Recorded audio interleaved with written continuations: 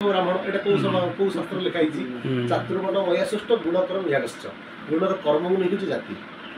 भाग गीता कहूँ जे गुणर कर्म को नहीं जाति जाति बोली गोटे ये बने से चार जन को ईश्वर सृष्टि करते चार जन चारिटा पाहाच देते चारिटा व्यवस्था देते कही नथिले कि जे तापर तुम जी आसी सब से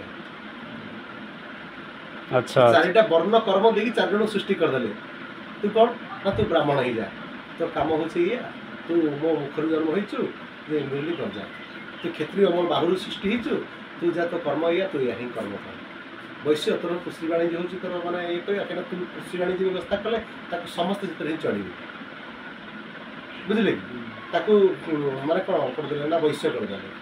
क्षत्रिय को ना शूद्र पादरु जाता हले ताको समिति को सेवा रत्न करिया पे ताको व्यवस्था कले किंतु कहिले कि जे ताहा पर जे तब आसो सेया बोली एटा को शास्त्र लिखाई तो आम मैंने समाज लोक मैंने भावी दीचन से ब्राह्मण जन्म होती कानर पैसा दिन दिन पैसा बस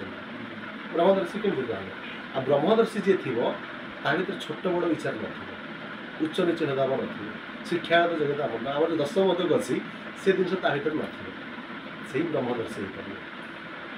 जड़े तो से दशमतकर साधना कर ऊर्ध्व पड़े से ब्रह्मदर्शी हो जे आपण मैंने शास्त्र देखते आड़ात देखते व्यासदेव ठार आरंभ कर वशिष्ठ ठार आरंभ कर केते संत मैंने क्षत्रिय किए हूँ शूद्र शिशु ब्राह्मण ब्रह्मदर्शी